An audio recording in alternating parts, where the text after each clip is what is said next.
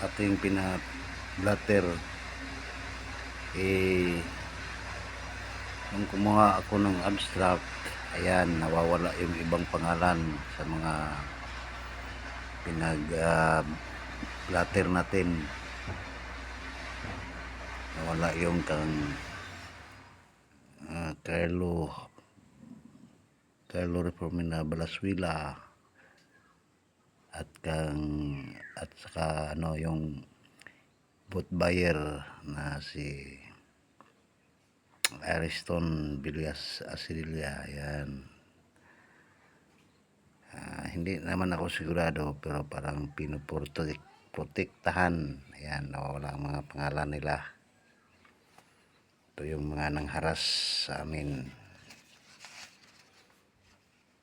Ayan. Ito naman pinaghihiwalay nila sa punong tagapayapa kunwari. Ayan, mga delaying tactics. Ayan. Ito yung mga ginagawa nila. Ito yung mga kalukuhan nila. Feeling sila na ang hari, sila na ang batas. Ayan. Ito naman yung sinulatan natin, ang DILG, na wala namang ginagawang aksyon o parusa. Ayan. Pinapatawag natin dahil yun nga, yung barangay secretary na kapatid ng mga akusado, lalong-lalo na ng isang Anselma Reformina Balaswila. Yan. Ang husay, may mga abogadong nasa likod na nagtuturo, at higit sa lahat mga boat buyers. Yan. Ito yung sagot ng tinatawag nating DILG noong araw. Ayan. Yan lang ang ginawa nilang aksyon. Walang parusa sa mga boat buyers, mga opisyal kuno ng barangay. Yan.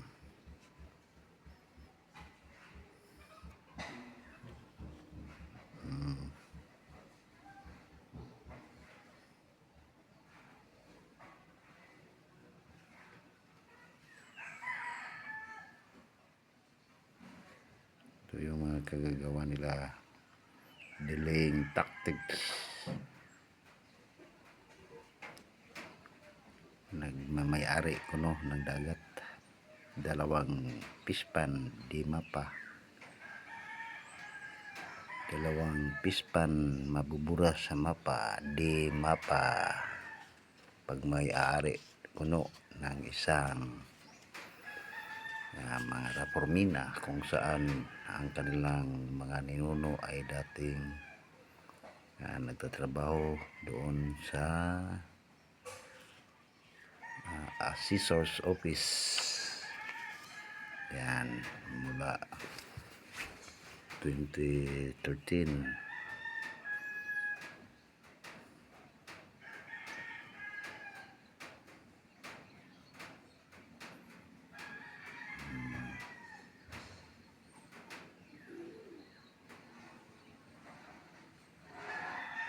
Yan, galing ng teknik ng mga sugarol, mga ploktiko, boat buyers, kung saan pinipili kuno na magiging opisyal ng barangay, pero wala namang nagawa. Walang ginawa kundi nakikinabang sa barangay at hindi nakikinabangan ng barangay.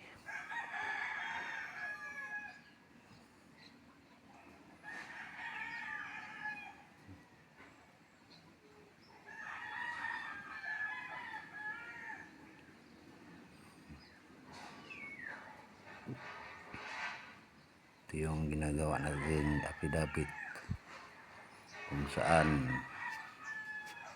lumapit tayo, humingi ng tulong ng public attorney's office or PAO, ngunit wala rin naman.